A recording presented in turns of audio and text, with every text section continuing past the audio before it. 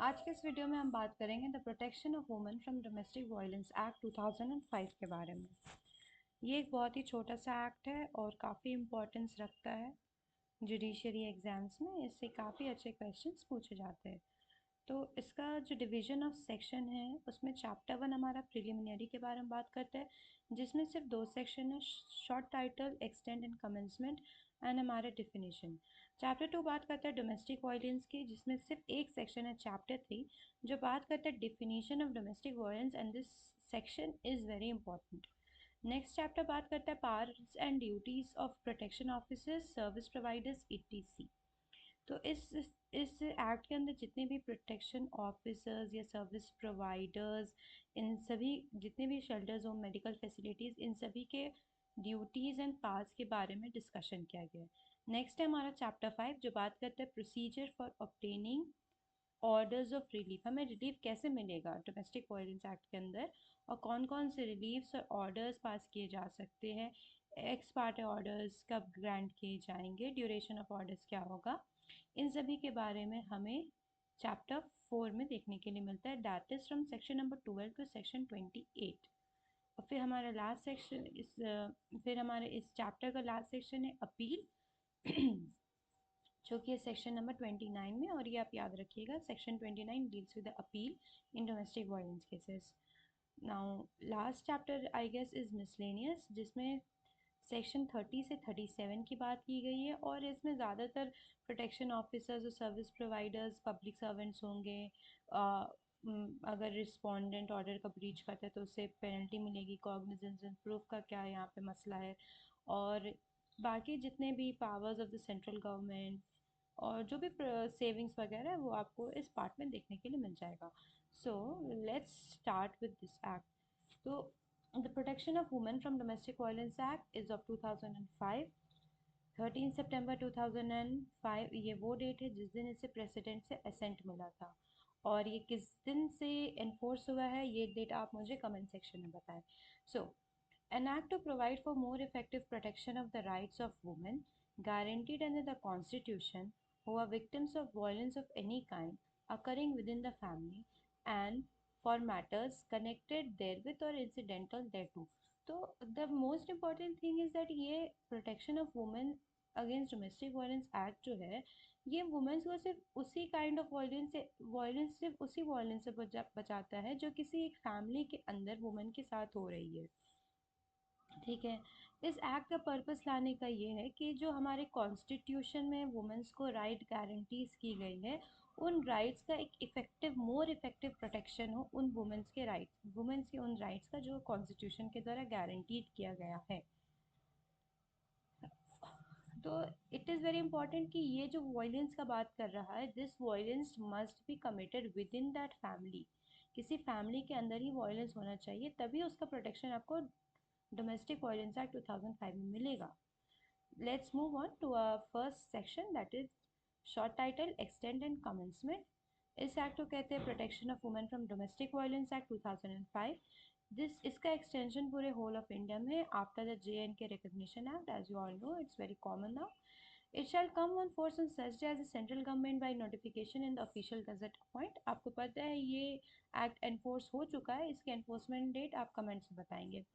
Next हमारा बहुत ही important section है, दैट इज़ डिफिनीशन। देखिए डिफिनीशन का सेक्शन जो होता है वो हर एक एग्ज़ाम के पॉइंट ऑफ व्यू से काफ़ी ज़्यादा इंपॉर्टेंट होता है। ना सिर्फ केवल ये डेफिनेशंस, बट इसके जो क्लॉजेज है ना, जैसे section 2A aggrieve person, 2B child, 2C 2D, ये सारे क्लॉजेज भी काफ़ी इंपॉर्टेंट होते हैं।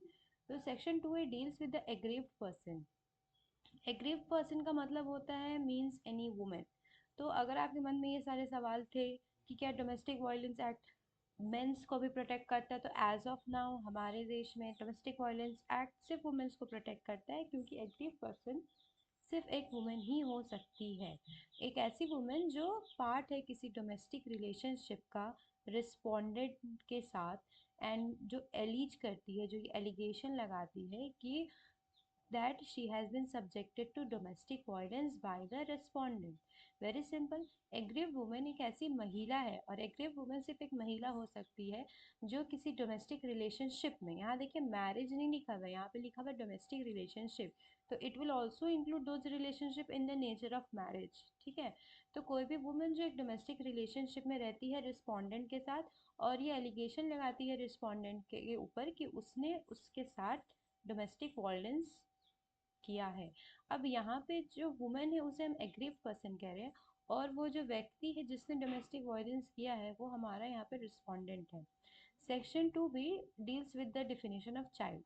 चाइल्ड का मतलब होता है कोई भी ऐसा पर्सन जिसकी एज आपका 13 ईयर्स से कम नहीं हो, मतलब 18 साल या उससे ज़्यादा कोई भी पर्सन, वो चाइल्ड नहीं होगा। 18 साल से कम वो चाइल्ड होगा। और इस एक्ट के पर्पसेस के लिए चाइल्ड में आपका एडॉप्टेड स्टेप या फॉस्टर चाइल्ड भी इंक्लूडेड होंगे। अब फॉस्टर चाइल्ड का क्या मतलब होता है, ये बहुत ही बेसिक्स है, और इसलिए मैं चाहती हूँ कि आप ये भी कमेंट बॉक्स में बताएं। नेक्स्ट है हमारा कंपनसेशन ऑर्डर। कंपनसेशन ऑर्डर का यहाँ पे सीधा सा मतलब दिया हुआ है वो ऑर्डर जो सेक्शन 22 में प्रोवाइड किया गया है। कस्टडी ऑर्डर, वो ऑर्डर जो सेक्शन 21 में प्रोवाइड किया गया है। अब ये काफ़ी इंपॉर्टेंट है, सेक्शन 2E जो बात करता है हमारा डोमेस्टिक इंसिडेंट रिपोर्ट के बारे में, डोमेस्टिक इंसिडेंट रिपोर्ट के बारे में।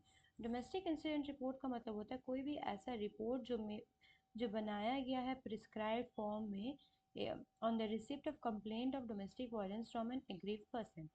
जब एग्रीव पर्सन डोमेस्टिक वायलेंस का कंप्लेन करती है, उस कंप्लेन पर जो रिपोर्ट बनाया जाता है उसे हम डोमेस्टिक इंसिडेंट रिपोर्ट कहते हैं। नेक्स्ट है हमारा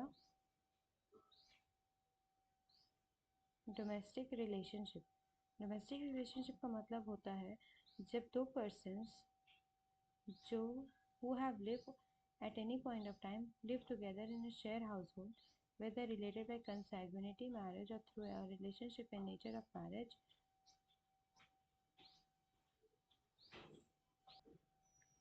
Domestic relationship means a relationship between two persons who live or have at any point of time lived together in a shared household, where they are related by consanguinity, marriage, or through a relationship in the nature of marriage, adoption, और are family members living together as a joint family. Domestic relationship का मतलब होता है जब कोई भी ऐसे relationship जो दो पर्सन्स के बीच में है, दो पर्सन्स के बीच में, ऐसे दो पर्सन्स के बीच में जो रहते हैं साथ में, या फिर वो कभी किसी पॉइंट ऑफ टाइम में साथ में रहे थे एक शेयर्ड हाउस होल्ड में, और चाहे वो जो उनके बीच का रिलेशनशिप है वो या तो कॉन्सैग्विनिटी की वजह से हुआ है, मतलब ब्लड रिलेशनशिप की वजह से, या मैरिज की वजह से, या फिर relationships in nature of marriage की वजह से है, अडॉप्शन, या फैमिली मेम्बर्स जो जॉइंट फैमिली के तरह साथ में रह रहे हैं उनके बीच में जो भी रिलेशनशिप होगा उसे हम यहाँ पे डोमेस्टिक रिलेशनशिप कहेंगे। तो जी बात करते हैं डोमेस्टिक वायलेंस के बारे में। डोमेस्टिक वायलेंस का सेम मतलब होगा जो सेक्शन हमारे इस एक्ट के सेक्शन 3 में दिया हुआ है। डावरी का वही मीनिंग होगा जो section 2 of dowry prohibition act में दिया गया है। मजिस्ट्रेट की अगर बात करें तो मजिस्ट्रेट का मतलब होगा judicial magistrate of the first class, और एज ए केस में भी मेट्रोपॉलिटन मजिस्ट्रेट का तो कॉन्सेप्ट ही अब ख़त्म हो चुका है आफ्टर BNSS। तो आप याद रखिए मजिस्ट्रेट का मतलब होगा JMFC, magistrate of the first class, ठीक है, उस एरिया का जहाँ पे aggrieved person temporary otherwise reside करता है, या फिर जहाँ वो रिस्पोंडेंट के साथ रिसाइड कर रहा था। मेडिकल फैसिलिटी का मतलब होता है कोई भी ऐसी फैसिलिटी जो नोटिफाई किया गया स्टेट गवर्नमेंट के द्वारा एज ए मेडिकल फैसिलिटी इस एक्ट के पर्पसेस के लिए। मॉनेटरी रिलीफ का मतलब होता है, मॉनेटरी रिलीफ का मतलब वो कंपनसेशन जो मजिस्ट्रेट ऑर्डर करेगा रिस्पोंडेंट को पे करने के लिए एग्रीड पर्सन किसी ऐसे stage during the hearing of the application seeking any relief under this act to meet the expenses incurred and loss suffered by the aggrieved person as a result of domestic violence। तो monetary relief का simple सा मतलब है ऐसा compensation जो magistrate order करता है respondent को कि वो पे करेगा एग्रीव पर्सन को किसी भी स्टेज में जिस वक्त हियरिंग एप्लीकेशन का हियरिंग हो रहा है, और एप्लीकेशन में कोई भी वो डिफरेंट तरह का रिलीफ मांग रहा है तो उस डिफरेंट तरह के रिलीफ मांगने के वक्त में भी वो मॉनिटरी रिलीफ मांग सकता है। उस जितने भी एक्सपेंसेस उससे हुए हैं उस एक्सपेंसेस का उन एक्सपेंसेस को कवर करने के लिए। नेक्स्ट हमारा नोटिफिकेशन। नोटिफिकेशन का मतलब notification publish in the official. Next definition है नोटिफिकेशन का। नोटिफिकेशन मतलब होता है कोई भी नोटिफिकेशन जो ऑफिशियल गैजेट में पब्लिश किया गया है। प्रिस्क्राइब मतलब होता है रूल्स जो इस एक्ट के अंदर प्रिस्क्राइब किए। प्रोटेक्शन ऑफिसर वो ऑफिसर जो सेक्शन 8 के सब सेक्शन 1 में स्टेट गवर्नमेंट के द्वारा अपॉइंट होता है। यहाँ पे नोट करने वाली बात है, स्टेट गवर्नमेंट अपॉइंट होता है। प्रोटेक्शन ऑर्डर मतलब order in terms of section 18। Residence order section 19। Respondent का मतलब होता है कोई भी अडल्ट मेल जो डोमेस्टिक रिलेशनशिप में रहा है एग्रीड पर्सन के साथ और जिसके अगेंस्ट में एग्रीड पर्सन ने किसी तरह का कोई रिलीफ क्लेम किया है, कोई भी अडल्ट मेल। लेकिन अब इस अडल्ट मेल हट चुका है, अडल्ट पर्सन, ठीक है। तो एक रिस्पोंडेंट एक महिला भी हो सकती है। Provided that an aggrieved wife or female living in relationship in the nature of marriage may also file a complaint। वही बात है, अगर आप in the relationship of marriage या लिव इन में रह रहे तो आप तब भी डोमेस्टिक वायलेंस का केस कर सकते हैं, लेकिन अगेंस्ट द मेन पार्टनर और द रिलेटिव। सर्विस प्रोवाइडर का मतलब होता है जो सेक्शन 10 में है। शेयर्ड हाउस होल्ड का मतलब होता है एक ऐसा हाउस होल्ड जहाँ पे पर्सन एग्रीड रह रहा है, किसी स्टेज में रहा था डोमेस्टिक रिलेशनशिप में, या तो सिंगली या फिर अदर रिस्पोंडेंट के साथ। और इंक्लूड करता है एक ऐसा हाउस होल्ड जहाँ जो ओन या टेनेंटेड है या फिर jointly by the aggrieved person and the respondent are owned or tenanted by either of them, in respect of which either the aggrieved person or the respondent or both jointly or singly have any right, title, interest or equity। shelter home का मतलब shelter home satisfied with the shelter home for the purpose of this act।